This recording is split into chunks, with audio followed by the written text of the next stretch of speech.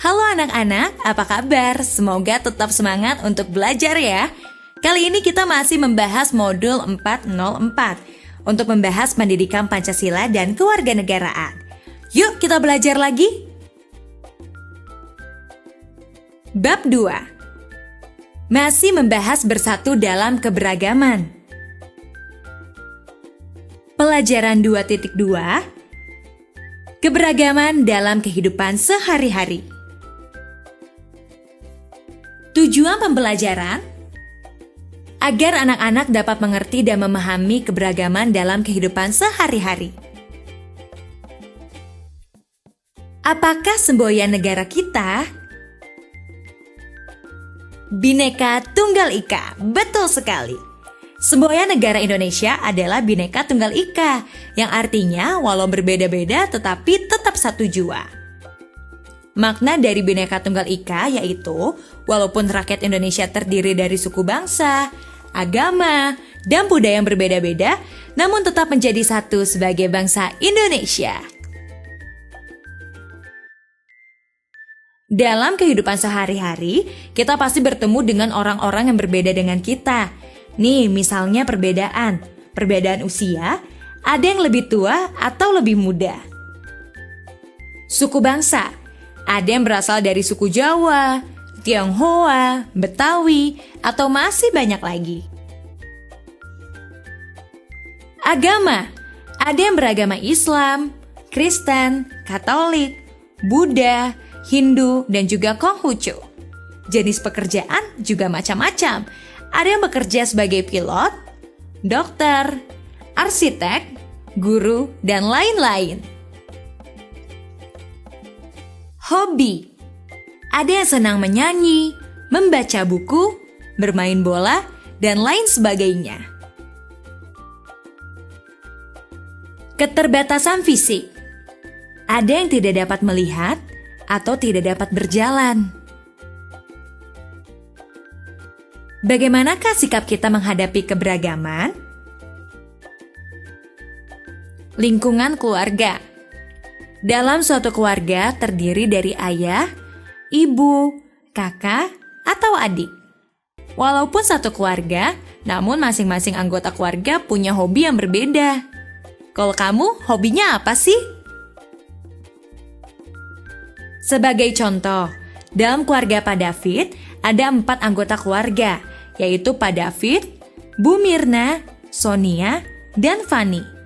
Mereka memiliki hobi yang berbeda-beda. Pak David mempunyai hobi bermain bola, dan Ibu Mirna senang berkebun. Sedangkan Sonia hobi membaca buku, dan Fani senang menyanyi. Walaupun hobi mereka berbeda-beda, namun mereka saling mendukung hobi satu sama lain. Misalnya, saat Pak David sedang bermain bola, Bu Mirna, Sonia, dan Fani menemani Pak David dan memberi semangat. Saat Bu Mirna sedang berkebun, Pak David dan anak-anak menemani sambil bermain bersama. Bu Mirna juga membelikan bermacam-macam buku untuk hobi Sonia, dan lagu-lagu untuk Fani berlatih bernyanyi. Mereka menghargai keberagaman dan hidup rukun sebagai satu keluarga yang bahagia. Lingkungan sekolah. Dalam suatu kelas di sekolah terdiri dari siswa-siswa dengan beragam suku bangsa. Misalnya di kelas Sonia, Mita, teman sebangku Sonia berasal dari suku Jawa. Sonia sendiri berasal dari suku Manado.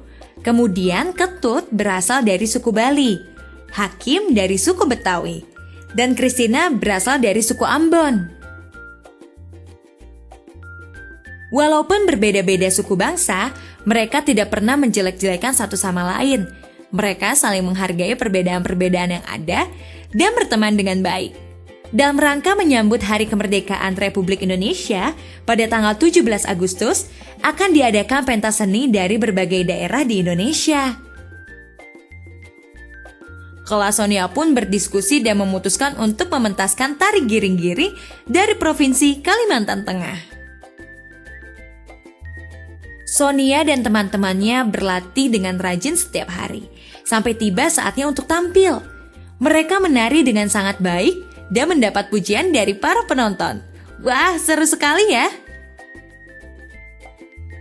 Sonia dan teman-temannya sangat senang karena mereka dapat mempelajari kesenian suku lain dan menghargai budayanya sebagai budaya bangsa Indonesia. Mereka juga tidak mementingkan suku mereka sendiri di atas suku-suku yang lain. Lingkungan masyarakat.